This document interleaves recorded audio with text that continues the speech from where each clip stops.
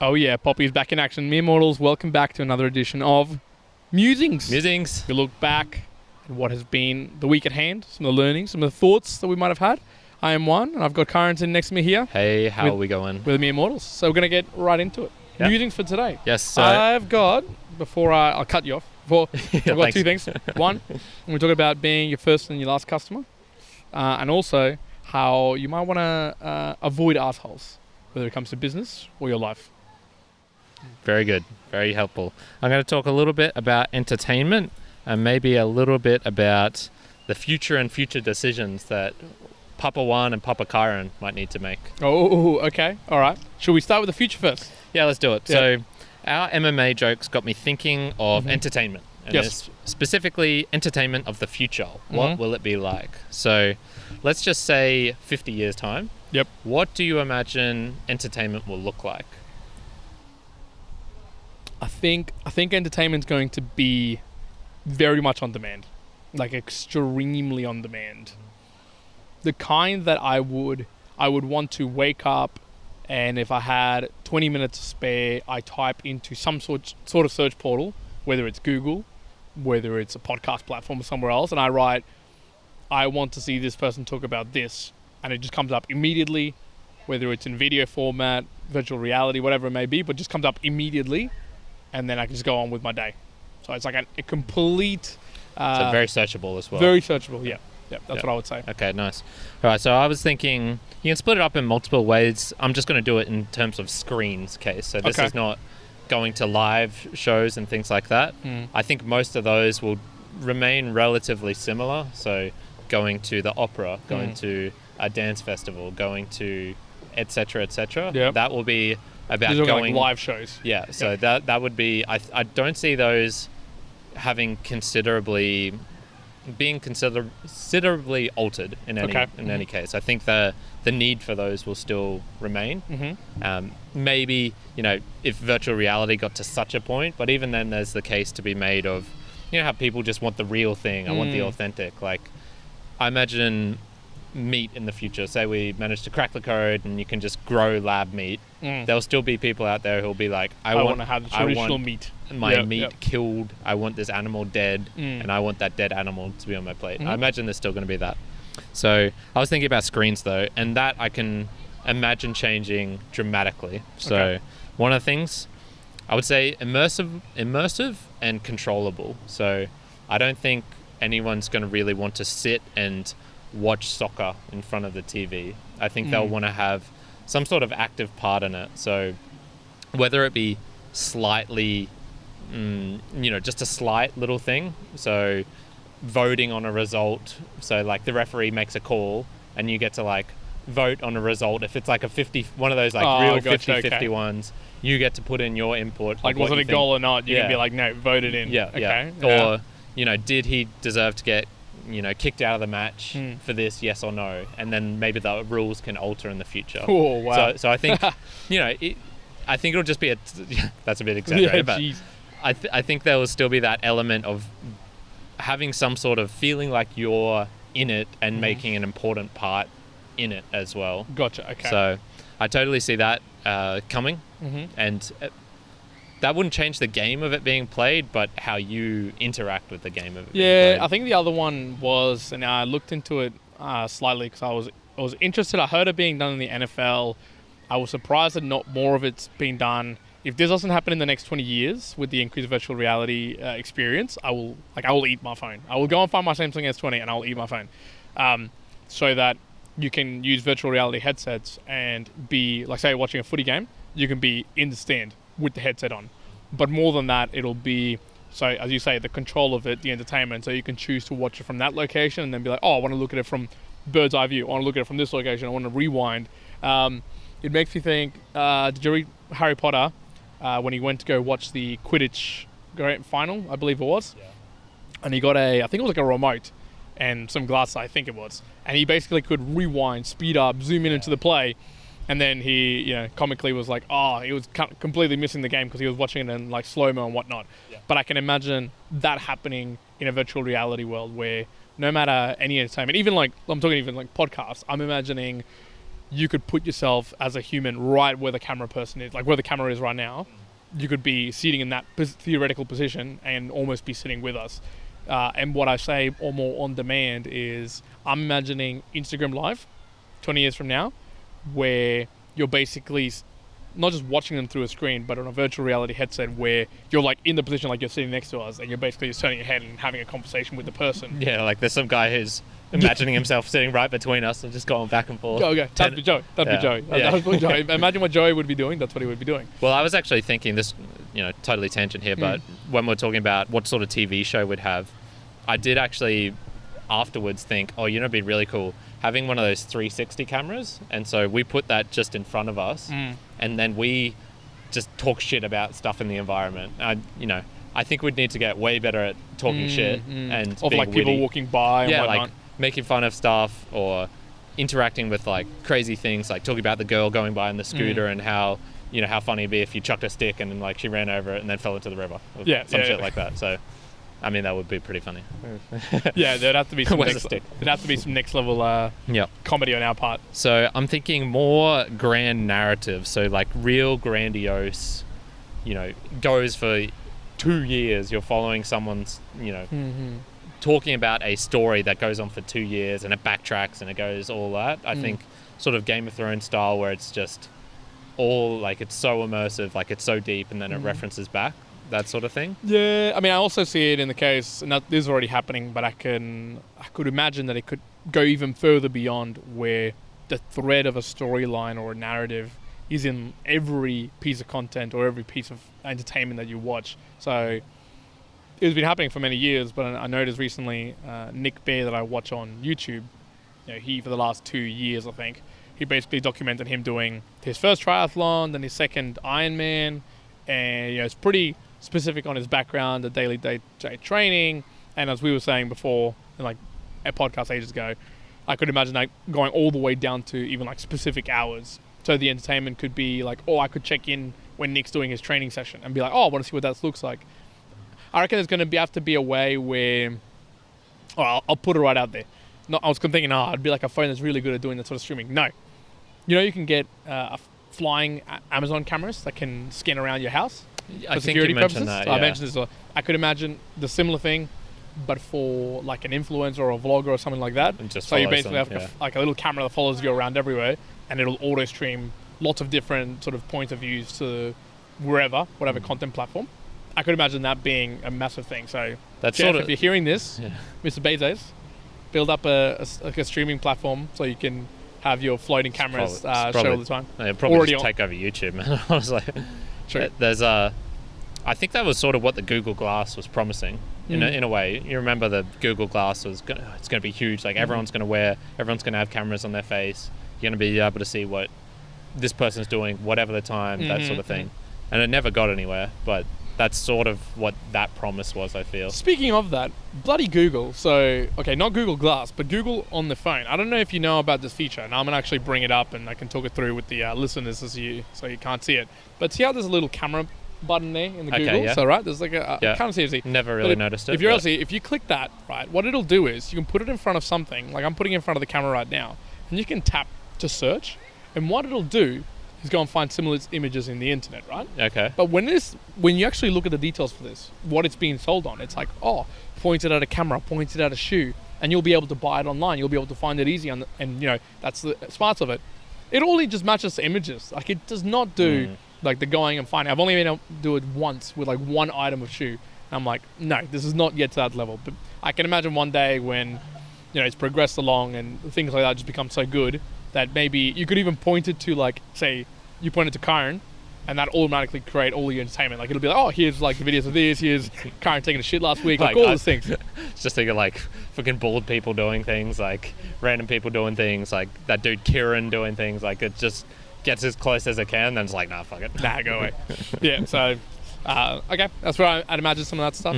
I think people will still want it to be real, even if the CGI can get it to a super cool level. So even though you could maybe create a game where it's people flying through asteroids in some sort of race, for example, I think they would still want a physical spaceship to be out there doing it. Yeah, maybe not a physical dude on it, but a physical spaceship, so that it has some element of realness. Yeah, there's some reality to it. Yeah.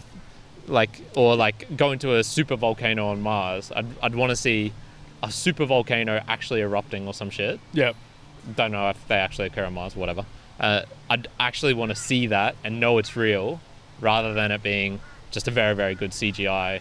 Yeah, I agree. Yeah, there's some tangibleness of reality, although that's then the debate on, because you said, say 20, 50 years, but fast forward to 200 years, and you have some generation that's been brought up more in virtual reality than in real life, then virtual reality to them might be the more real thing that they encounter. True. It's like, real life, that's just where I go to the bathroom and go and eat. That's it. Yeah, so, exactly. Actually, something that's kind of similar to what you've just been saying there, it's I put one down, it's being your first and your last customer. So interestingly, I got this from Aubrey Marcus, who just recently, do you remember the business that it's called, that he runs? On It. So On It, I believe that either they've just completed it or they've sold it already to Unilever. So that was him, Joe Rogan, a couple of other people. Obviously, he sold for a lot of money. So I did a big, long podcast about 23 or 24 items that they've learned as being entrepreneurs. And so these were a couple that I pulled out. One of them that he said was being your first and your last customer. But it was, obviously, that's being business orientation, and in the fact that what does that mean? I don't know what that means. Being your first and your last customer of, say, a product that you create. So if you're creating a shirt, make sure that, no matter what, you care and want it so much that you're your own customer, that you're also your last customer. So you'd be the very last person to be like, okay, fine, I'll have to give this up and go and move along. So he gave an explanation behind one of the, I think it was the sweatpants that they were making. And so he was like, I want some sweatpants, I want this. So that was he was his own customer. Surely there would be others like him. And he was one of the very last people to be like, okay, this is not working out well, but I still like it, but it's time to let go. But it made me think just more broadly, even with entertainment, you'd almost have to create something that you're also going to be your first and last customer. You got to create something that you'd be like, oh, I would also use this, and I'd be almost the last one to have to go, okay, fine, this is not working, time to let it go. I feel a little bit creating a meal model podcast. He's the only one watching, and it's just exactly. Well, I feel a little bit in that sense with the podcast, with the meal model podcast we do, because I would have been very much a first customer to something like this. If there was two other Brisbane guys, or hell, any Australian guys, there was two Australian guys who were talking about the learnings, about the things that they were doing, I would say to myself, oh, I would listen to this. Yeah. If there was very similar topics, perhaps, that I was learning from. And I would very much be my own last customer, because I have a lot of things that I get value from it. Whether we're doing book reviews, whether I'm listening to your book reviews, whether I'm listening to other things, I'm still finding it oh yeah, I get learning from this. It's different to say listening to a Joe Rogan. There are people out there doing it, and you haven't. True. Done. So could you name two guys, Australian guys, that are similar? Yeah, there's I think they're called the L&D guys. They were doing monthly goals. I think it was listen and do. Yes, L&D. Yep. Very, very similar. Very similar. I shouted them out a couple of times. Okay. So. Well, I'll have to give them a listen then. Yeah, I'm not sure you'll be entertained. I honestly don't think you'll find it. You reckon? Yeah. Ooh, okay. And they're a bit younger than us, so they're saying stuff that's more important to a uni student, for example. But yeah, give it a try. See what you reckon. I think there'll be celebrities. So this is getting into my other point about some future decisions we'll have to make. I think there'll still be celebrities, but it'll be based more on merit and charisma rather than pure good looks. No way. No, because I think everyone will be more beautiful. I'm imagining CRISPR's in effect. Everyone has basically upped their beauty scale to at least 7 out of 10. So then you're going to have to come up with a new beauty scale, and that'll be super subjective. So I think it'll be based more on merit and skill and charisma than just pure good looks. All right, I see where you're coming from, but I will push back in the sense that when you say merit, to me, I then think CRISPR, and then I think CRISPR with money and status. And the only people who are going to be able to use CRISPR to that extent are going to be the people with money. I'm imagining everyone has it in this case. That would be so far into the future then that I'm imagining. Well, and here's the other case: if everyone is beautiful, someone's going to be not beautiful at that point. It's almost like if everyone's the same, What's the Well, differentiator there? I think it'll be different. I think you wouldn't be able to call someone ugly anymore. I think it would be they're just not as beautiful. It's sort of like there's like a big difference between a really beautiful person and an ugly person. I think they'll just be like they're still aesthetically pleasing to look at. They're just not the most. I don't know. Well, I'm just thinking, okay, even celebrities of today, the really young celebrities, I don't know if you've seen them. Would you say they're all pretty? Like if you can imagine a couple, like I can imagine a couple of the TikTok celebrities. Some of them are good looking. Some of them are not. Like some of them are straight up not good looking. But they've got some. They've got some skills or some editing skills or anything else that makes them, I guess, that people enjoy watching their product, watching that what they produce.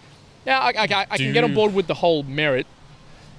Do you think they've achieved that despite being ugly though, or is like the ugliness or like the non-good lookingness part of the reason you want to watch? Yeah, it's an interesting query. I less think that people are celebrities these days because of beauty though. I think that they exist, but I think it is less so than maybe what was the 70s or the 80s. Yeah, probably. So I'd agree with that. So I'm sort of imagining everyone the trend continuing. Yeah. Yeah. Okay. All right. Yeah, So, I could envision something like that. Anywho, like that's sort of unimportant in a way. Would you do the CRISPR? You got the opportunity. You got the opportunity to CRISPR your kid, make it a good looking, really good looking. Not for good looking. Juanita. No, I wouldn't care about a good looking kid. No? I wouldn't care about a good looking Okay. kid. I'd CRISPR What? genetically like being Oh, mate. 3-time jumps, 4-time speed. Man, I think I'd probably. So if I was being serious and I thought about it, I would. The first thing that comes to my mind is I'd make them like physically like an amazing specimen. But what's my second idea, which is probably the actual one, is I would do it so that I would make it so genetically they're not susceptible to all like the range of aging or other debilitating issues that might stop them through life. So if you can put a gene so it's like you cannot get cancer, or it's very hard to get cancer, or Alzheimer's, or something like that, I'd be like, okay, that would have to be the first thing to spend on. I would definitely go in the order of, yes, physical stuff first. Well, maybe not what you were saying about making sure they don't get cancer, making sure maybe the big ones, I guess. So if I could have the ability to say like, yeah, no cancer, that would be great. But definitely immediate stuff. So make sure they come out, as happy and healthy as possible. So they don't have a physical disability of, multiple sclerosis or whatever, or Down syndrome or whatever, neurologically as well.